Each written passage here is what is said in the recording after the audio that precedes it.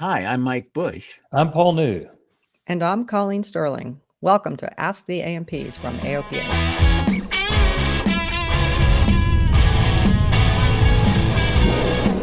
On Ask the A&Ps, we try to tackle your toughest maintenance questions. Occasionally, our tackle actually succeeds in tackling something. So, if you have a toughie, please email us at podcasts@aopa.org for a chance to get on the show. Please follow or subscribe to be alerted for the next show so you can find out which tackles we've missed. Sorry, got to follow the theme. Blocked. It's not football season, Paul. Jeez.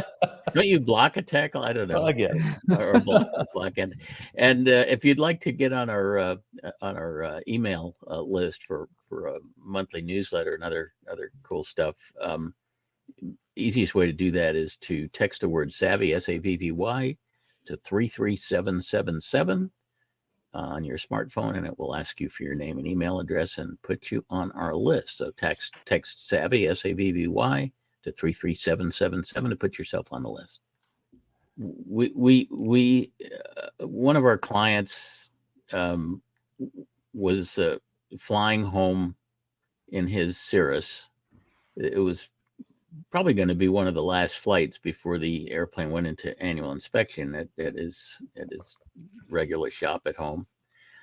And he experienced a rough running engine and noticed that the CHT on cylinder number 2 was rising above 400 degrees. So he decided to make a precautionary landing. He actually declared emergency and made the precautionary landing at an airport that was not his intended destination. It was a pretty good sized airport. And put his airplane in the shop there and asked them to explain that he had a rough running engine and he was seeing high CHT in cylinder number 2, and asked them to investigate and to try to figure out what was causing the rough running engine, whereupon he rented a car and drove home because he had business meetings and stuff. So the shop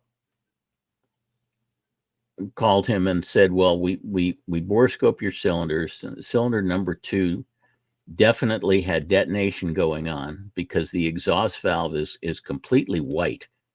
And we're pretty sure that the reason is that there's an exhaust leak in the turbocharger that was letting exhaust impinge on cylinder number 2, causing the elevated CHT and the detonation. And so we're going to have to replace that turbocharger. And by the way, your other turbocharger is leaking oil like crazy. So we really need to replace both turbochargers. Cha-ching, cha-ching. And Wow. then just fix the problem. And we're going to have to change cylinder number 2. And cylinders are really hard to get now. And turbochargers are very hard to get overhauled because there's a parts availability problem. So the owner said, well, actually I have another engine sitting in my hangar that had a prop strike. I can grab one of the cylinders off of that and have it sent to you. Quick thinking. And because it takes too long to get turbochargers overhauled, I'll just buy 2 new turbochargers and have them sent to you.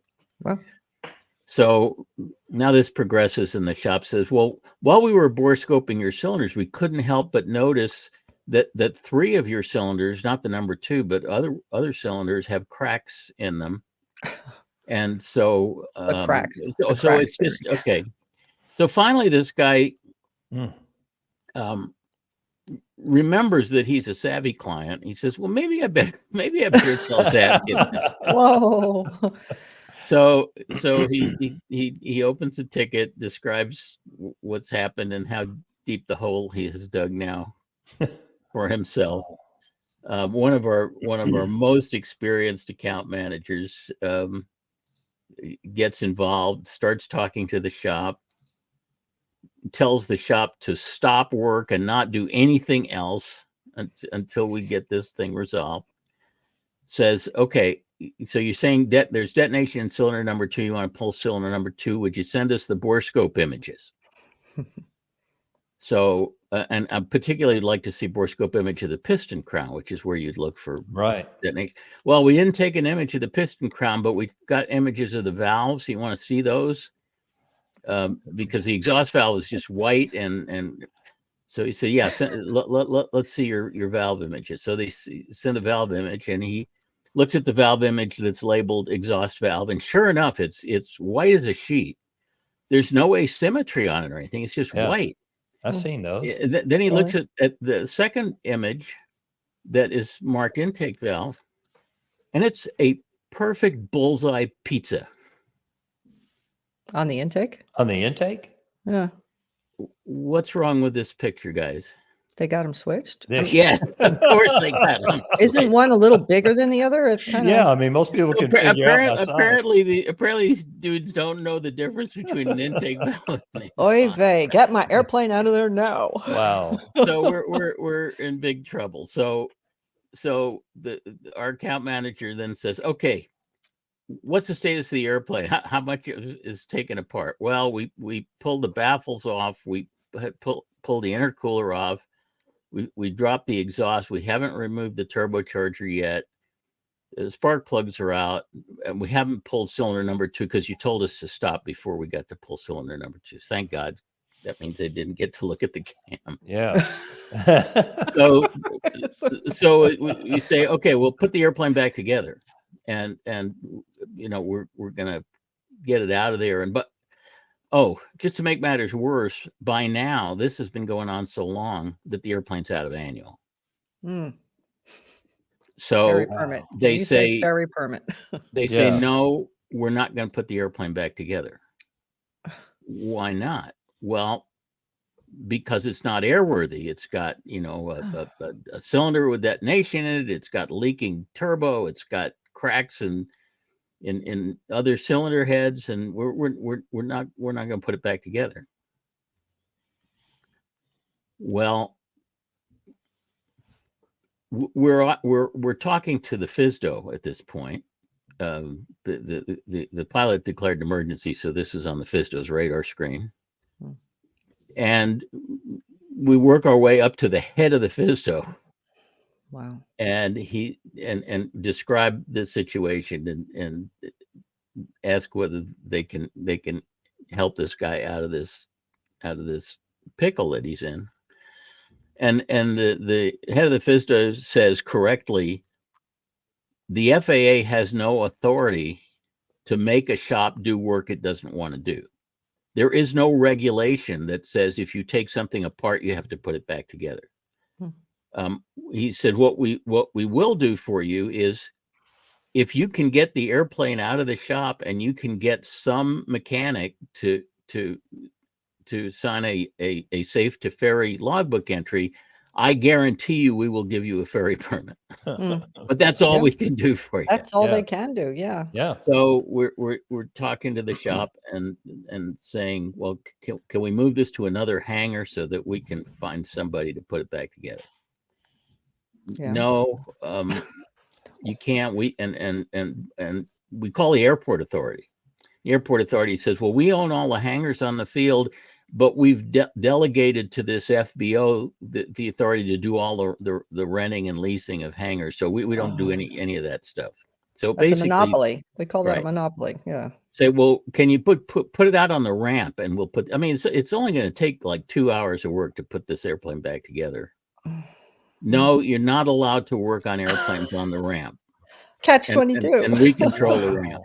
Well, can we get a mechanic to put it back together in your maintenance hangar where it is right now? Oh no, our insurance won't allow that. Well, yeah, I guess we can, but we'll have to assign a supervisor to look over his shoulder. And we'll charge you for that. We're going to have to charge you for that.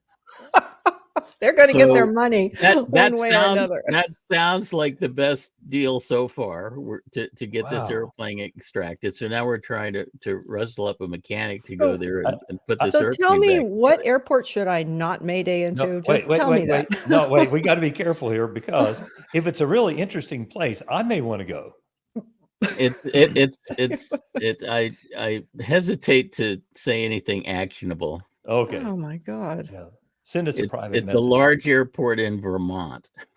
Oh, I know where it Oh, is. interesting. Okay. I know exactly where it is. But at any rate, this is just like, Wow. How unfortunate. it is true that the FAA has no authority and there is no regulation that says if you take something apart, you have to put it back together.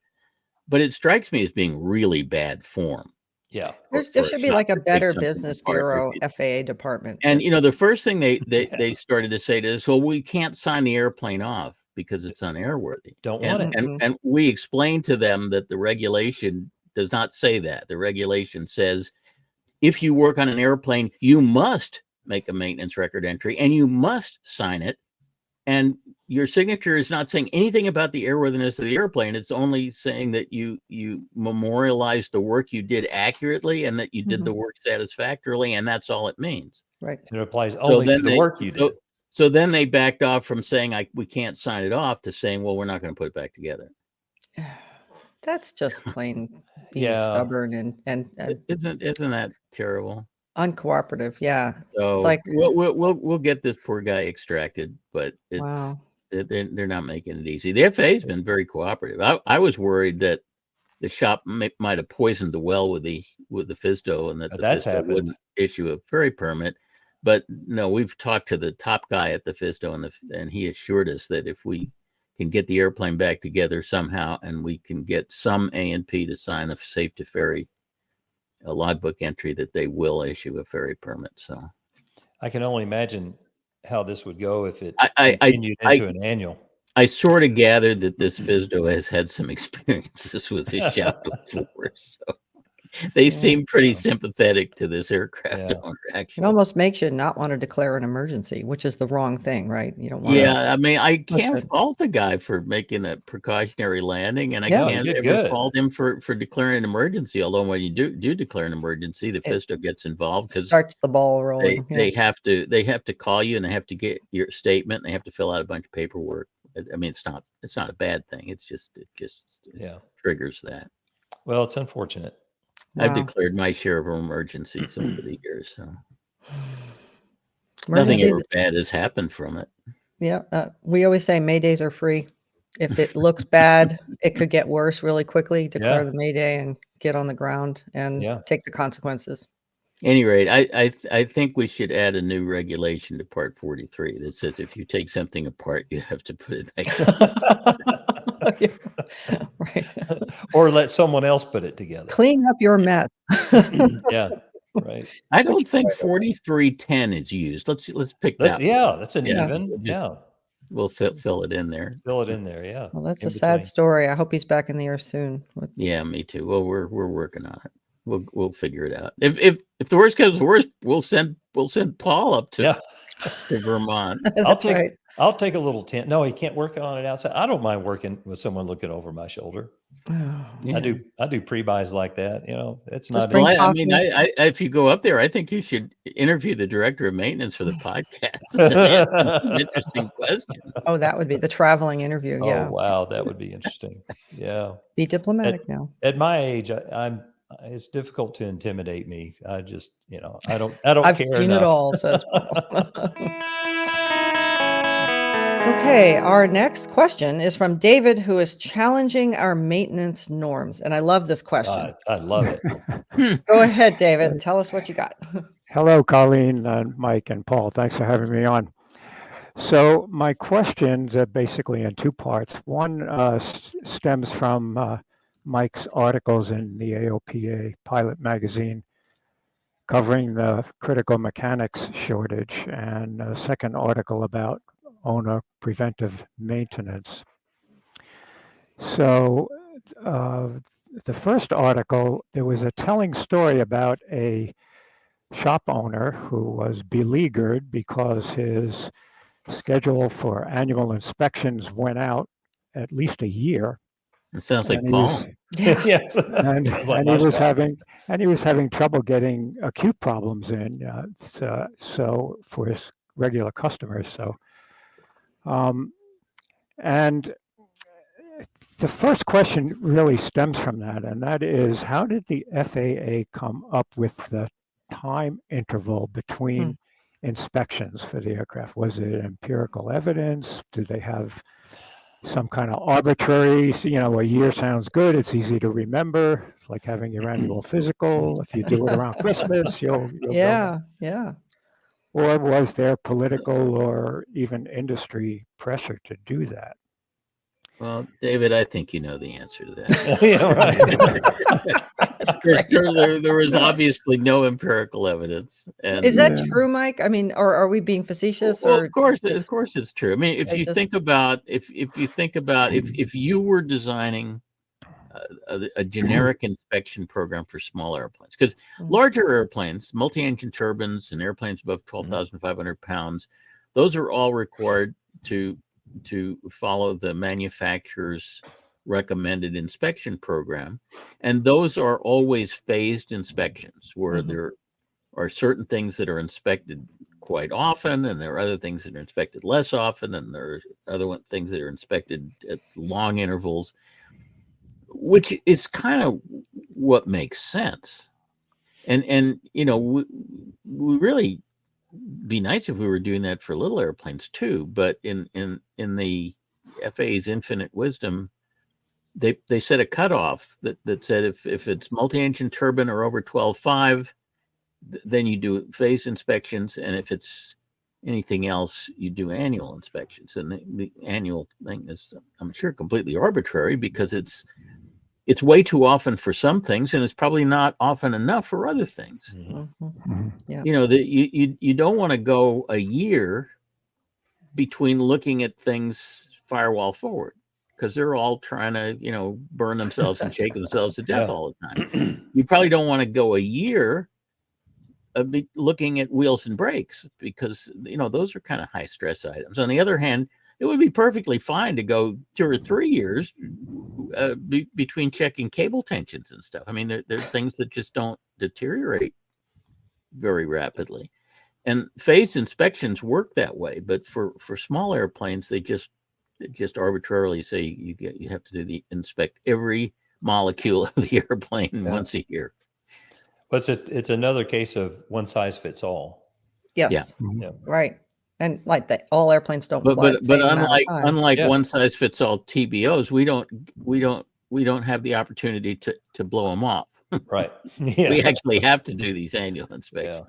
And I guess the 100-hour inspection was based on an average, like flying 100 hours a year. That's what an annual inspection's trying to catch, is about 100 hours.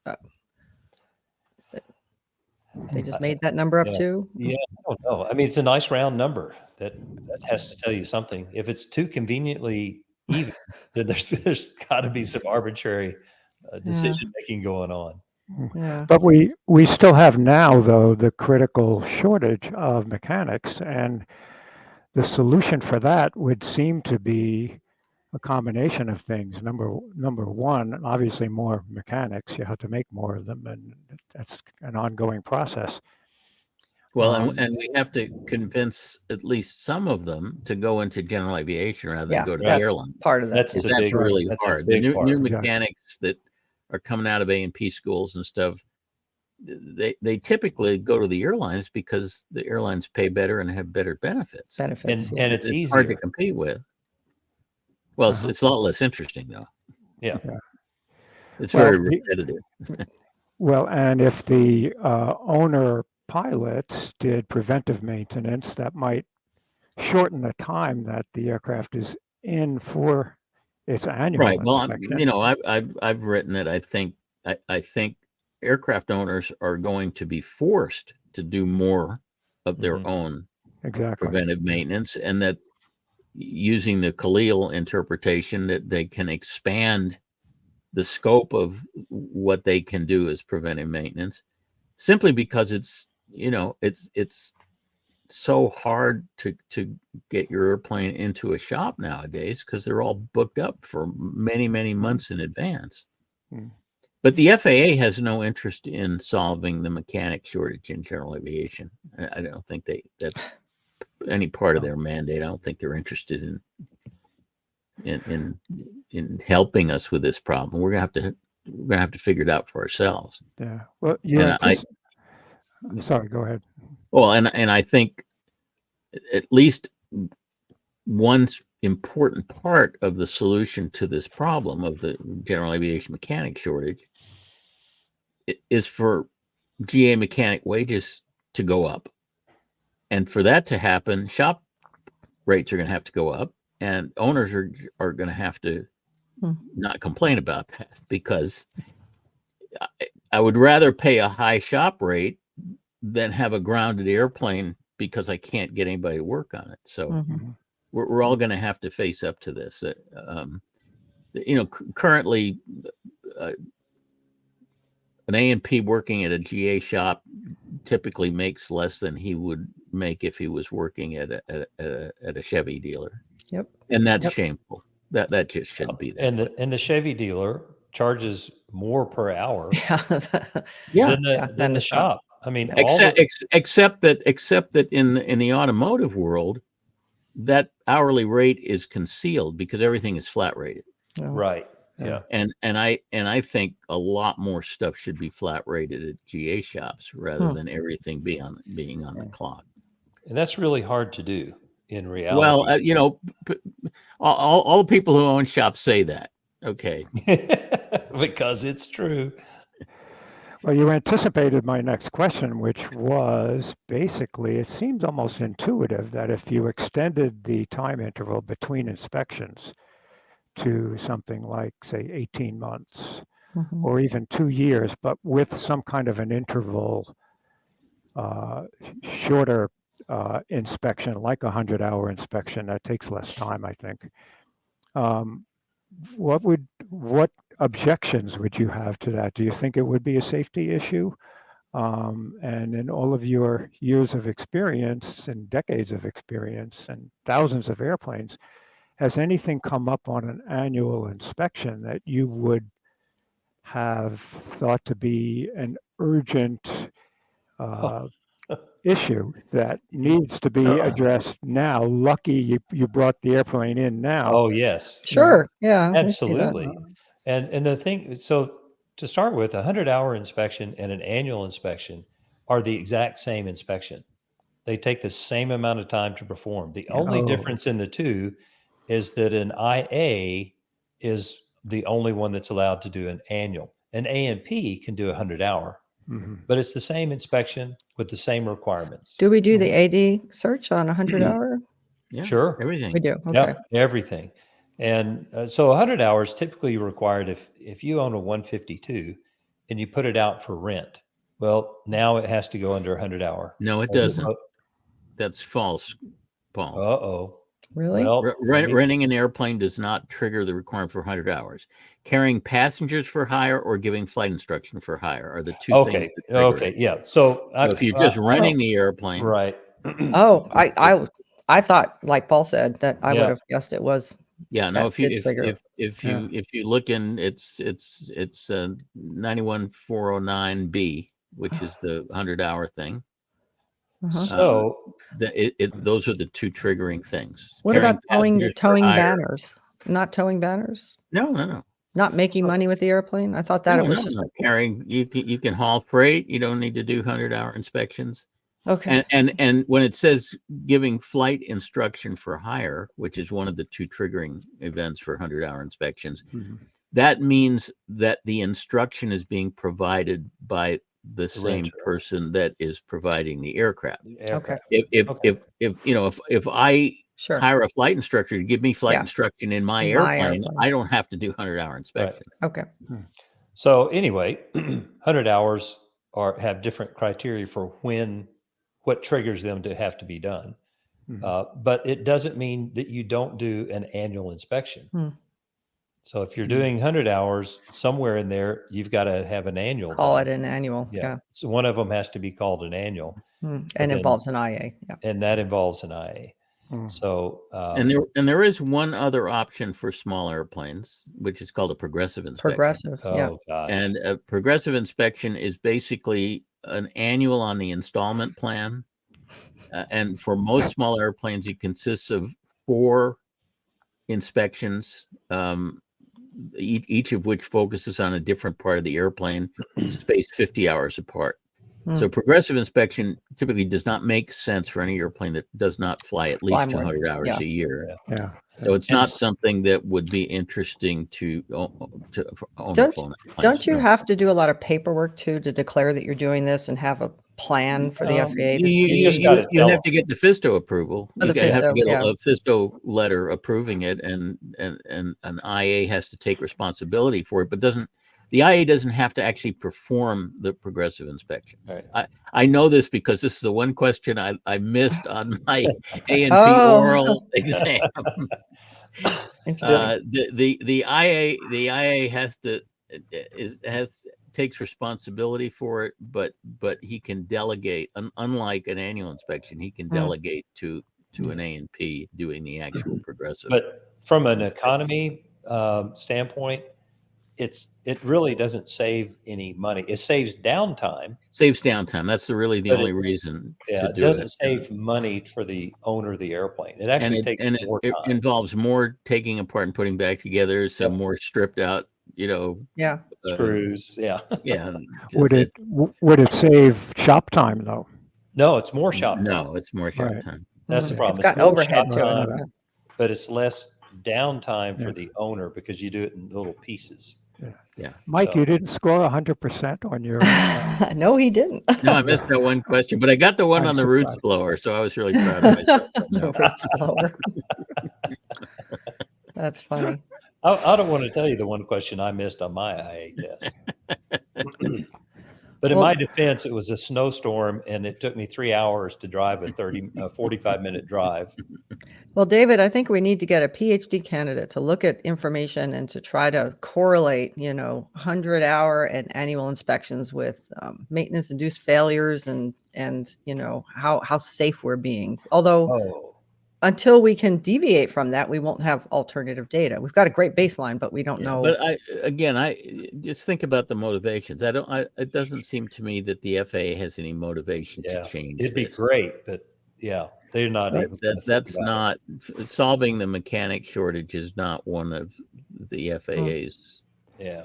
Well, what if you did goals. a prospective study? Something similar to your initiative for the unleaded gas. You could get two wings of the study, get a 500 aircraft for each wing, and I mean, you can do all those randomize them cool and things. do that, and can do all do those it over cool- 5 years and see what the But- outcomes look like. Who are you going to send it to? The FAA, of course. They don't want it. That's the point. They're not interested in making any kind of change. It sounds like the FAA just wants GA to go away. That's what it sounds like you're saying. And I don't believe that. I mean, I do don't know believe that- Yeah. somebody there cares. And I don't think that they want GA to go away. I think that they're not interested in putting in any effort to make changes.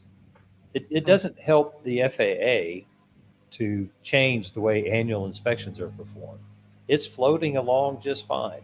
Rule changes are very, very, very difficult. It's extremely expensive and time consuming for the FAA to change rules. It's a very complicated process. Sure. So for example, since 2009, we've had this interpretation from the FAA lawyers that say that the list of 31 preventive maintenance items is exemplary, not exhaustive, and that there are lots of other things you can do that would be considered to be preventive maintenance. But the reg still reads the way it always did. That said that the only things that are preventive maintenance are now. The FAA has basically said no. The reg doesn't mean what it says, and the advisory circular doesn't mean what it says. But they haven't changed the reg or the advisory circular because it's too expensive and hard to do that. Yeah. well, they print the FARs every year. Why don't they just change it and print a new one? No, because making a regulatory change is a very complicated process, and then it's got to go out as an NPRM, and there's It's got to be their job, comments, and all Mike. these lawyers have That's to be why they're- involved. And They made the rules and they need to use the rules to but update the it process. is quite remarkable that you know, and the other one I love is where part 4313 A says that you have to follow the methods, techniques, and practices in the current Right. version Current. of the manual or Oh, yes, ICA. yes, And then yes. there's an interpretation that says, oh, current doesn't mean what you thought it meant. It Yeah, it means means- current as of the time the airplane rolled out of the factory, not 60 years ago. current as of now. But now, you know, repair stations have to have current manuals. They're required to do that. Mhm. But the requirement to follow the methods, techniques, and practices in the current manual doesn't mean the same That one. thing. That Yeah. means, you know, it's just Mm. it's sort of crazy. But they don't change the rules to clarify that. You have to know about the interpretations that come out of the office of chief counsel's office, and very few, you know, mechanics and stuff follow that sort I of think, thing. Mike, you need to write a book called FAA for Dummies to understand. FARs for understand, dummies. yeah, the ins and outs of. I actually you know, just did a 2-hour last week. I just did a 2-hour presentation to my FISDO, Van Nuys FISDO, the all of the flight instructors and DPEs and stuff yeah, on maintenance regs yeah. and I think that would be you a know, great book. so things that people believe that aren't true. And Our Well, next lots of project, Mike, we confusion, need but- to memorialize all this good stuff you've got. Mm. You know, Is there no hope? FARs Is for there, dummies. is there no hope to relieve the mechanics crisis? Well, no, I think there's hope, but like I say, part of the solution has to be that we have to pay mechanics a more reasonable wage so that we can attract them. Mhm. And to do that, we have to raise shop rates, and to do that, owners have to go along. we're with it. we're going to lose some owners. You know, there's some people right on the fringe that can barely afford it now that are going to throw in the towel and say, "I Yeah. can't do that." Yeah. That's And those true. airplanes will be bought by somebody else. It'll just be a turnover, become more of a rich man sport, right? But Yeah, if that's what it's- has to happen to keep it going safely, then sad. But Yeah, I think I may have mentioned this before on the podcast, but I have this thing called the Cadillac index. I didn't originate. It actually came from John Frank, who used to run the Cessna Pilots Association. But the Cadillac index is how many Cadillacs can you buy for the price of a new general aviation airplane. When I bought my first airplane, it was a brand new Cessna 182 that I picked up at the Cessna Delivery Center. It was $25,000, and you could buy 4 Cadillacs wow, for the price of that Skylane. Today, it's around 10 or 11. Yep. So that is an indication of how much faster the cost of GA airplanes has grown compared to, to the general inflation rate. It's gone up Quite a bit. 2.5 times as fast as In milk and eggs and Cadillacs. in the automotive world, they have all this wonderful automation that just gets faster and faster every year, and we're still building airplanes the same way we did in the 40s. right. Well, the Cirruses aren't quite built the same way. as Well, they no, were but in I the mean, 40s, in but the reality, 182s are. but they the are, but 182s are. It's all they are hand built. I Yeah, think that's a fair absolutely. thing to say. If you go to the Cirrus factory, they're hand built airplanes. Yeah, Mhm. And if you go to a car factory, it's all robots that build It's It's them. all robots. economy of Yeah. scale. Yeah. and until you get the volume to make automation work, it's just not going to happen. I think we're deviating from Oh, David's sorry. question, but Yeah. but basically, David, there's no doubt that if somebody wanted to, they could come up with a better inspection program for small airplanes than the annual inspection, but nobody wants to, Yeah. Yeah. or And nobody in authority wants to. Well, a great discussion, and thanks for taking the questions. Yeah, I And love your question because you're Yep. challenging the norms, right? Yeah. Everybody accepts annual inspection, but you're saying why. So maybe Sure. if more people said why, maybe we could make a change. So thanks for stirring the pot. Yep. Okay. Yeah. We Thank love to you. stir the pot. Yeah. Yeah, Okay. Take thanks. care. All Thanks, right, David. bye. Our next question is from John, who has that age-old philosophical question: what comes first, the prop or the throttle? Go ahead, John. Yeah, I do have a 172 and a 210, but Mhm. this is really more on the 210 side, I think, than anything else. I fly it a lot more than I fly my 172. And I do fly. Yesterday was 9,500 and 8,500, and I'll fly for an hour and a half or so, and I do wonder. On takeoff, of course, everything's in. I got full rich, full prop, and full throttle. At 500 feet, we start to bring back the propeller back, and we sort of in the pattern, or at least till we get to 1,000 feet, is 25 square. After that, we go to 2,400 RPM, and then at that point we start leaning things out. I don't need to be burning 20 gallons an hour on the IO 520, so we bring it back so that we don't hit 400 degrees on any of the cylinders. I got a a JPI engine analyzer on it, and in the summertime, I have to be a little bit concerned about cylinder head temperature. So, cowl flaps, of course, are still open, and usually I can handle most of the leaning. I can get down to 15 gallons or 14 and a half or so with cowl flaps open, and not, I'm knocking on the door of cylinder 3, 390 degrees.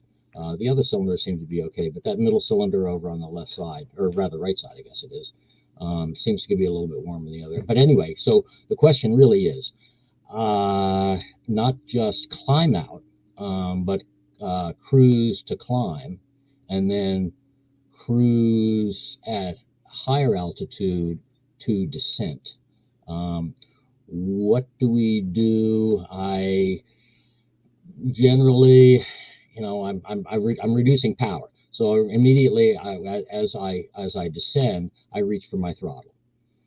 I run 24 square pretty much once we get to 1,000 feet or so, or I should say 2,400 RPM, not 24 square, 2,400 RPM, almost through all of my flight regimes.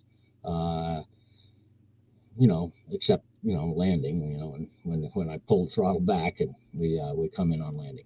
So the question is then, climbing, prop, or power more than anything else, or should I be doing something different?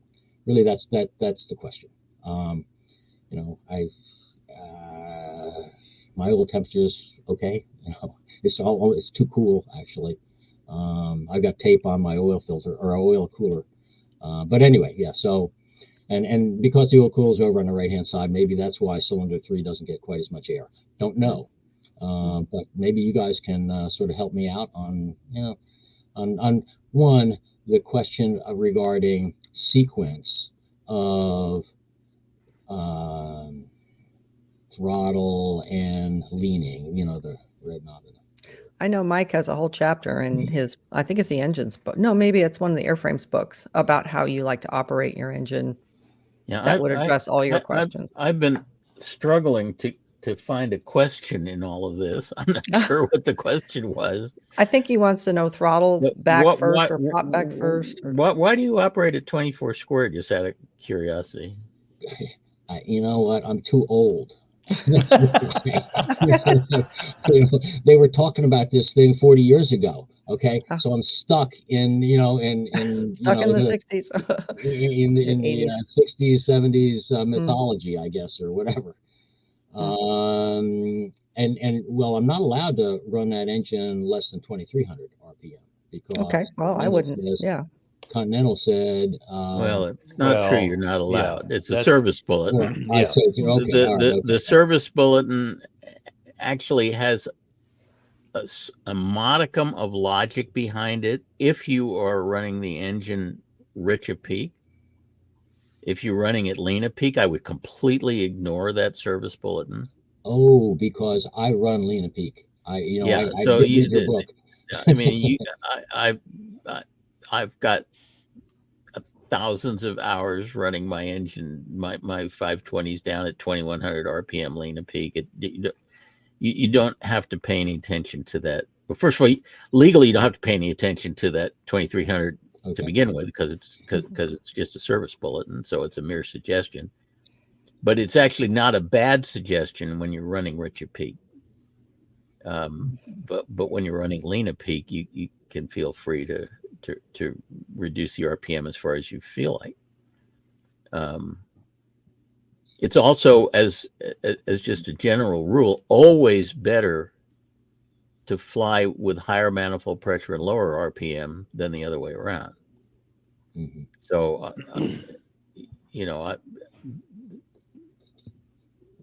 the act of strangling an engine by closing the throttle and making it gasp for breath is usually not a good thing to do unless you're landing the airplane, and you need to do that. Okay.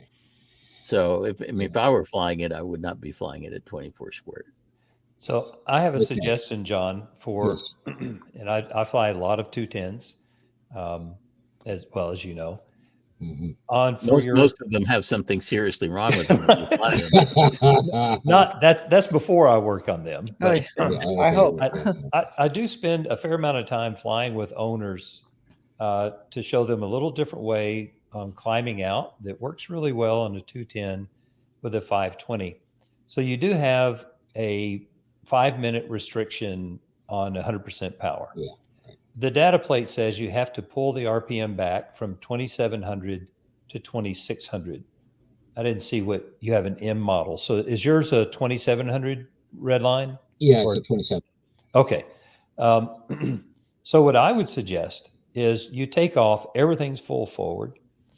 After about 1,000 feet, when you're not dodging student pilots and all that kind of stuff, reduce the RPM and only the RPM to 2,600, not 24. Reduce it to 26 and continue your climb and reduce the mixture in the climb to maintain the exhaust gas temperature that you had near takeoff, which should be somewhere around 1,300 degrees. But just pick one.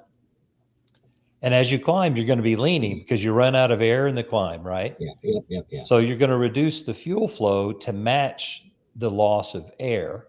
So you'll maintain the same EGT in the climb. Okay, so more of a continuous kind of reduction of fuel. Right. Or And you don't have to watch it all the time. Yeah, If you get because distracted, What don't you're worry trying about to do it. is keep the fuel air ratio constant. Right. And the And EGT is what tells as you climb, you're getting less and less air, so you need to give it less and less fuel. Yeah. And So- it doesn't do that automatically. Yeah, That's every good. 500 Yeah. feet or whenever you think of it. And if you forget it, if you get distracted Yeah. making turns, it's no big deal. And when you get to 8,000 feet or whatever altitude you're going to cruise at, then you can reduce the RPM to wherever you like it. It doesn't matter. You can run it at 25, 23, 24. I normally reduce the RPM to where it feels best, where Right. the vibration is minimal. That may be 2350. Hmm. And leave the throttle wide open. Don't touch the Oh yeah, throttle. yeah. After 6,000 feet, the throttle's wide open. No. Or for Leave your- it wide the open time. all the All time. the time. Making Don't- it easy on you. Pull the throttle back unless you want to land. Yeah. Very Leave it. simple. Yeah. rule. Okay, There's all right.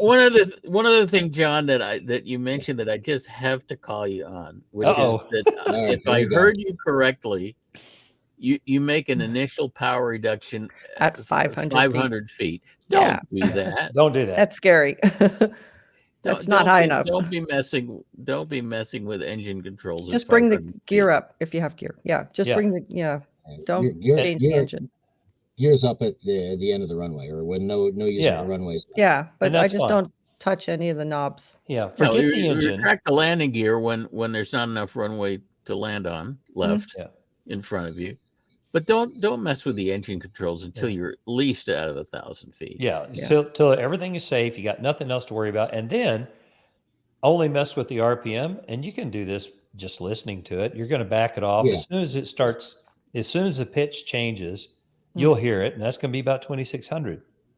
You know, Note your Mother DGT. Nature is reducing your manifold pressure. She does not Yeah. need your help. That She is true. doesn't. Yeah. That's true. She doesn't need any. That's funny. But Leave but that Mother throttle all the Nature way does forward. not know how to reduce your RPM, so you have to do that Yeah. yourself. Right. But only a little bit, right? Mm. Only a little bit. And then when But- you get to cruise altitude, your throttle is already wide open. You don't need to touch it. Mm. You're going to remove the RPM to where it feels good or wherever you want to put it. Doesn't matter. And then you're going to use the mixture to go lean a peak. Or if you're at 8,500, you may go to peak if you want to go a little faster. Hmm. So, Okay. boom, But you're set. but the engine runs lean of peak better at lower RPM. Yep. Oh, it does. Because when you're operating lean of peak, the flame front burns more slowly, and so the combustion event needs a little bit more time Enough to time play for it, out yeah. before you open the exhaust valve and throw the rest out the back door. And the way you provide more time, since we don't have the ability to vary our ignition timing, the way you provide that a combustion event more time to play out is by reducing RPM. So lean of peak likes lower RPM. Okay, but what do I do about my temperatures? Cylinder 3 is, climbing and at full power, or at, a wide open throttle. Yeah. And You at said 390, 2600 right? What's that? You said it got to like 390? Well, it'll go above 400 if I don't do something. If I don't start going fast, I've actually had to level off Yeah, step at climb. Yeah. at let's say 600, 700, 800 feet, and I've got to start basically leveling off so I can get 120 knots or 130 knots going through the engine compartment there. Okay, well, two suggestions. Yeah. One is do a gammy lean test to make sure that I've that done that. cylinder isn't running leaner than the others. And the second suggestion is to have the baffling looked at very critically to make sure that there aren't any air leaks. Yeah, I do have gammy injectors in there. Yeah. But that doesn't mean that they're mean- tuned correctly. You just need to do a gammy lean test and see if Just check them. if that cylinder that's running hot, if that reaches peak Lean. EGT first, First, then that's saying it's a lean outlier, and you may need to do something. To You tweak might that they'll give not me knob. be another able to one. If I complain enough, I think gammy would give me another one. Oh, they'll be happy Oh, to do it, but you Yeah, need you to don't do have the to test. complain. You have to yeah, do the do the test. test, of course. Yes, right. Yeah. Yeah. They've already replaced. I mean, they did replace. I did the gammy lean test as soon as I got the new injectors last summer, and they gave me. They said, okay, well, here's your results, and look, put this one in number 5. Well, here's something you might want to look at. If the cylinder, what you're talking about, what number 3 cylinder is running hot? 3, which is in between. Okay. Yeah, in between. Yeah, and no, I know. behind I know. that- Where. Yeah. So the question is it running hot because it's not getting enough fuel, or is it running hot because it's not getting enough cooling air? And it's really easy to figure that out. Yeah. If that cylinder is the hottest running cylinder on climb out, like when you reach a peak, and becomes the coolest running cylinder when you're lean a peak, It's air. then it's a fuel problem. If it's the hottest cylinder all the time, then it's a cooling air problem. So just keep note of that. Yeah, and I would have to say that the way I run the engine, it is probably the hottest cylinder most of the time. At Then it's real probably high altitude. At higher altitude, though, 75, 85, 9,500 feet. Number 5 back there is, or up front, rather, I guess 5's up front, is sometimes a little warmer. But it's definitely over there on the right side of the engine, behind the oil cooler. Okay, those well, two that's the right normal. side, the right side of the engine on those engines it has more of a cooling problem because of where the oil cooler oil is placed. coolers. Yeah, right. it's And I've got tape across the oil cooler to get my oil temperature, to a reasonable number. I struggle to get it to 185. Even in the summertime, I can get it to 185. Wow. No problem. Well, when you change your climbing process where you leave the RPM at 2600 and the throttle wide open, things will change. So Okay. see what it does in that All right. situation. Okay. And Yeah, then, the fact that you are reducing throttle may be contributing to that cylinder running hot, and if you Yep. just stop doing that, it may help. okay. It seems 2600. counterintuitive. You Right, naturally think that pulling the throttle back would cool things down, but it doesn't work that way. Okay, so don't bring it back any further than 2600 until we get out of the way of the kids learning how to fly. No. In the climb, you leave it at 2600 for the Oh, all the way entire up. climb all the way up. Yeah. and wide open throttle all the way up. Oh, okay. All right. Well, let's Give it a try. If yeah. if you that's can good make advice. yourself overcome the primacy, you will find this is a pretty dramatic change in how the airplane performs. Okay. All right. Yeah. And easier. I'm okay. I'm okay with, 500 feet a minute. We live in flat New Jersey, so there's plenty of far fields. Yeah, but you could be climbing at 800 feet a minute That's right. and have cooler cylinders. Oh, he was the guy that was flying low over the Trump rally the other day. I wish I was. Oh, I didn't hear about that. That's interesting. Yeah, no, I wish I was. No, I do aerial photography in New York City. Oh, okay. Well, that would have been a good. That would have been It a good would gig It to would have been good, photograph. yeah. And All right. DC. Okay. John, sounds like you got some homework. Yes, Yep. I do. Yes, Go thank fly. you very much, guys. Yeah, I will do that. Yeah. All right. Good luck. Tie Thank tie you. wrap Twice a the week. throttle to the full open position. Cut the Leave tie it wrap there. when it's time to land. Yeah, okay. Thank Thanks you. for calling. Thanks so Bye-bye. much. Yeah, appreciate it. See you, Bye-bye. John. All right, it's time for letters. We've got a couple. The first one is just some advice generally. We've had a couple of questions about how to become a mechanic over the last couple of shows. And Nick listened and he said, hey guys, listen to the latest Ask the A&Ps podcast. And I think the best way currently to become an A&P is to get the light sport repairman certificate. And then in 30 months, you're able to take the A&P practical. So he basically says, do the light sport, work for a while, and then take the A&P later. Mm. So we discounted that a little bit on the show because unless you're working on LSAs, obviously there's no use for it. But yeah. So you'd go and work in a shop as a repairman on light sports. Now, how do you find get a light sport the shop? light sport? There, you have to pass a training course or something, right, to be a light sport. I think is it 2 weeks? It's like a 2-week in-person course or something like that. And I wonder who offers those. I don't know. Well, for a time, Rainbow did, and Phil. I think it's Sebring, right? Phil Lockwood, Yeah, didn't Phil, he do it as well? I think so. Yeah. Yeah. So, but what would be what he's suggesting? What Nick is suggesting that is you get your light sport, and then just go work on your own on light sports to get the experience. Because if you were working at a shop, that's no different than just working at a shop for 30 months. So this would be a way for an individual that's not working in a shop to get the experience. That's an interesting, seems like that would work. That Yeah, is- a lot that is less interesting. expensive Yeah. than going to school for 2.5 years. And the light sport people get a handy mechanic. Mm-hmm. May find out that he likes working on light sports. More, yeah. Well, and I think the light sport owners have more of a problem, I think, than owners of normal certificated aircraft, because not that many shops work on light sport. Mm-hmm. Yeah, we don't.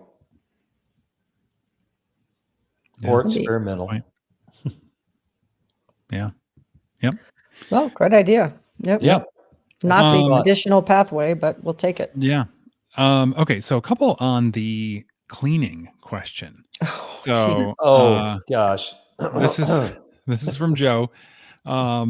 He said, "Injustice got done listening to the OCD dentist, which that's not fair, and the PhD." She was Of course. cool. I like the know. LCD dentist. On cleaning an aircraft. I use several products on my aircraft that have worked incredibly well over the last 20 years. Number one, Plexus for the windshield. It's actually that's a Yeah, brand I name. use Plexus. I use Yep. Plexus too. Yep. Aircraft spray wash and wax. It's manufactured by Boeing. He's an insert joke here, and works well to do, which is so sad. Yeah. And works that may well to cause do all just kinds of about- other problems, though. You know, your wheel's Yeah, going to that's fall right. off. Or something. Yeah. Nice. He uses it interior and exterior. Simple green. What's the name of the product? It's called Aircraft Spray Wash and Wax. So it's like, but capital, proper nouns on all those. Yeah. And then he uses mineral spirits for the grease, oil, exhaust areas. It's a little Always greasy. with microfiber. Yeah, it is I don't greasy like and leaves a film. Yeah, I don't like it so much. And he never uses water after clogging his pitot tube and spending the day drying stuff out, I guess, flying. I after just he- use a bucket of water. I don't spray the heck out of the airplane. I mean, Yeah. spraying doesn't get the bugs off. The elbow grease gets the bugs off, Yeah. but Yeah, that's true. interesting. Yeah. So speaking of cleaning, I got an email. I'm going to lose who it was. But anyway, because I suggested we use a product called Crazy Clean. Oh yeah. And Mike suggested, oh, yeah, so I assume that starts with a K. And this person sent me an email or a text, I can't remember which, and said, so just so you know, if you use a K for crazy and clean, it's a toilet bowl cleaner. So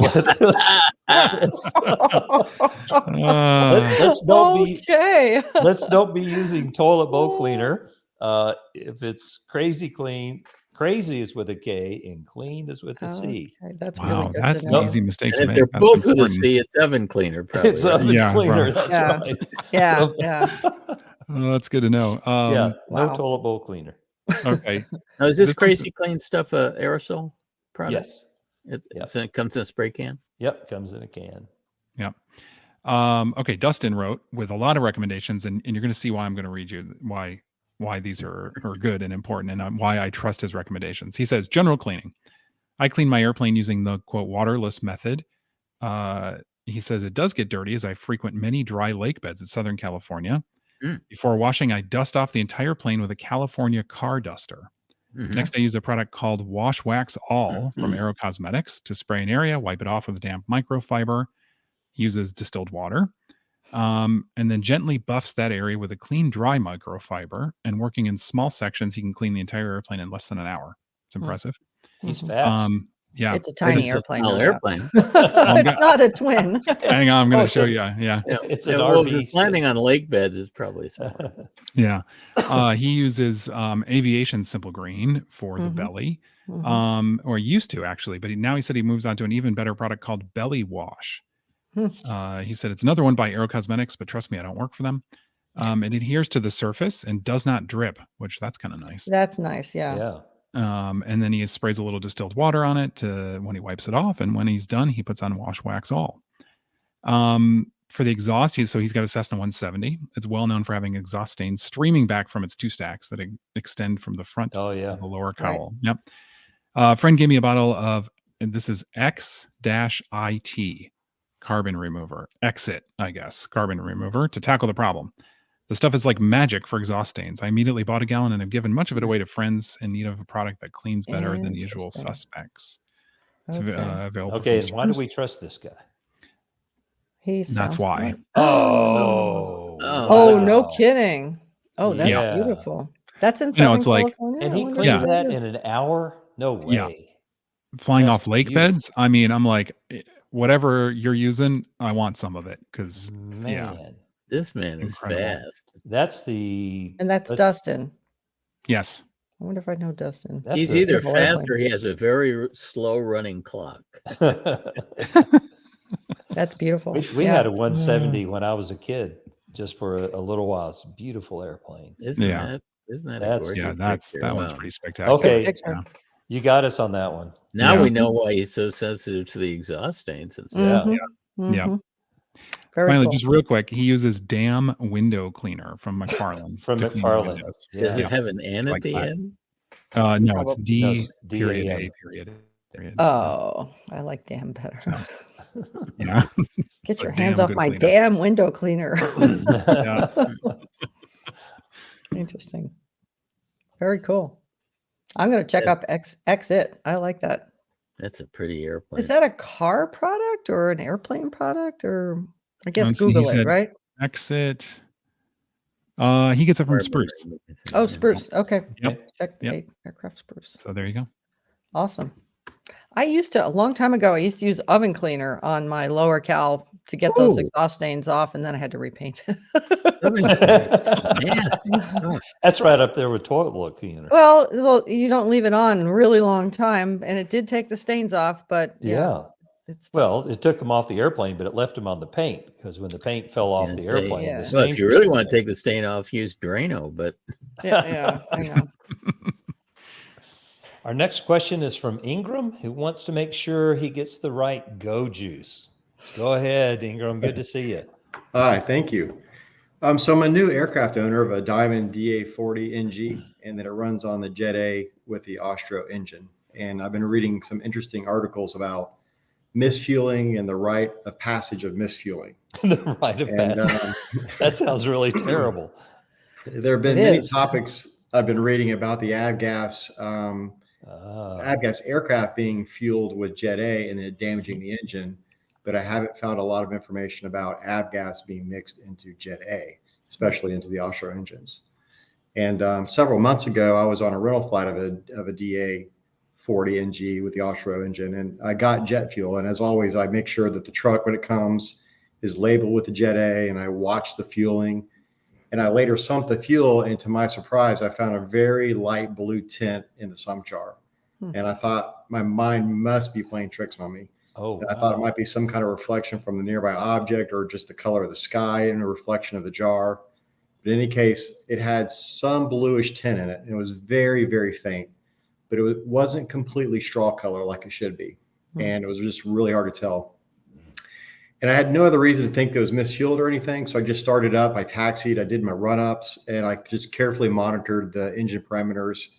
And I saw no overheating and nothing else. And just everything seemed very normal to me. So my question is there any amount of avgas that will cause damage, or is there any degree that the engine can accept with some mixture of avgas? And what would be the result of misfueling a Austro or diesel engine that takes Jet A with avgas into an engine? I mean, is there anything, any insight or any useful things that might want to check for or look for? is there nothing? There's no guidance or comments on this in the POH? Yes. Well, if you suspect misfueling, is to drain the tanks and don't Oh. start the engine, and then flush it with more fuel until it runs clear again. But, I wasn't sure about this. It didn't seem like it was enough blue. It's weird, Well, in the picture that Ian put up there, that looks just about as blue as it can get in the photograph. And Yeah, I actually flew it about 100 miles and had no issues with it. So I was just well, curious. and I think the other thing that if I saw that in my jar, I would sniff it, because Yeah. gasoline smells totally different than jet fuel does. Mm-hmm. It doesn't look that blue to me. It looks clear. I mean, it doesn't look straw colored. I'll give you that. Yeah. But would you see it? Would jet fuel look more oily than avgas in the jar? Like more. Would it have legs like a good glass of wine on the side? Yeah, I thought combustion ignition engines would run on Jack Daniels or anything you. felt That's like what I've putting in the always tank. cooking oil, Yeah. right? Yeah, that's what I've always heard. But what? I mean, if because you have- I like to think of compression. I drove a diesel Mercedes for a very, very long time, so I'm not a diesel aircraft engine person, but I think diesels are very Forget it. They're basically a Forgiving. piston engine that runs in detonation all the time. Right. Yeah. Mhm. And so they run on 0 octane fuel. And I don't think that It would damage. having some gasoline in there would damage the engine, but you'd think that there would be some guidance on that. Yeah. Well, I know he for does- turbine engines, there's Right. typically some guidance that says, up to 10% of 10% gasoline or something. Yeah. Oh, interesting. So Mhm. it's And you it's track surprising it. that they wouldn't provide that same sort of guidance for the Astro. Apparently. Yeah, Yeah. I just thought there might be some level of acceptance like in it. I was also wondering if there's any kind of test kit or anything that can detect the presence of avgas or impurities That's in Good jet A. question. Yeah, I I mean bet if the you other way lit it- around is easy. We use a paper towel test. Yeah. But I don't know. But I think your nose is about the best indication of whether there's gasoline in it. I think if you lit the cup of fuel, I think you could tell by the color of the smoke. Oh, gee, You'd Paul. want to Light one up on the ramp. That'll be good. Well, but you'd have to have a large supply of those plastic gas jars because you destroy the thing each Oh, time my you gosh. And you'd ran. want to walk away from the airplane a good It's distance. a little less than the non-destructive test, Paul, that you're proposing here. Oh, jeez. Don't pay attention to the guy from Tennessee. I'm pretty sure you could tell by the flames and the smoke. Not that that's the test to do. I like the sniff test. I think that's the better test here. Oh, Yeah. I but think you I get did in smell it, but I inhaling don't. that stuff. Did you smell it? Yeah, I don't. Because I knew that the avgas has a much more. But of and an, you're saying odor. the engine your engine ran fine on it. Yeah, and the only thing I And thought then to think of was watch the temperatures to make sure it wasn't. And then the overheating. next time you fueled the airplane and you sumped the tank, it looked straw color again. Well, that plane was a rental, so I didn't get the chance to redo it. So Well, then So- you don't really care whether it did. right, yeah, but I do care in my plane. Wait, so I need to know, what color was the airplane? Was it blue? No, it's mostly white. Okay. What does that have to do Well, with because if you hold up a- where do you rent DA-40 NGs? And Orlando has a flight school of all diamonds. Very cool. If you hold up a glass of liquid and nearby objects are certain colors, you get those reflections in those. Well, he was in the holding it up liquids. against the sky in the picture. I'm waiting for Paul to suggest that you drink it and see what it tastes like or something. No, I've swallowed enough avgas in my days from siphoning things. I don't recommend that. That's really bad. That is horrible. That's, Oh my whew, God. Don't ask him how he knows this. don't. Oh gosh. Yeah, that's Wow. that's one of those things. Don't learn it by experience. It is a nasty fuel though, because it's oily, it smells, Mhm. it gets on your clothes, it doesn't come out, it gets in Yeah, the feel- plane, yeah. it takes a It's long time basically for it to kerosene. evaporate. Kerosene. Now, that's one of yeah. the reasons I don't like working on turbines. I mean, honestly, we could be doing such easier work and making so much more money working on King Airs and Citations. But man, you get that fuel on you, and Yeah. the wife Oh, doesn't let Paul, you in the house. And You got nothing to complain about. Our Hydro. mutual friend Eric up at Boeing. yeah, He's had to crawl around inside of the fuel tanks in big Boeings to fix things. Now talk about a nasty Hazmat, job. oh yeah. Well, I know this is going to sound weird. I'm sorry, Ingram, but we get a little stray here. But my first job as the avionics manager at the little commuter airline where I started their avionics department back 40 something years ago, I didn't have any equipment. So they were needing people to help seal fuel tanks. And they said, so who's got any experience? And I was like 20, so I wasn't smart enough to say no. And we had a Hawker Siddeley 748, which is like a British version of a Convair. And there I go. My first 2 weeks as an avionics quote manager was sealing fuel tank in a Hawker Siddeley. Yeah, it's nasty. You don't want to do and that. then burning your clothes. Yeah, you just throw them away. It's awful. Gosh. Mm. But and diesel isn't necessarily cheaper than No, it's avgas, not. right?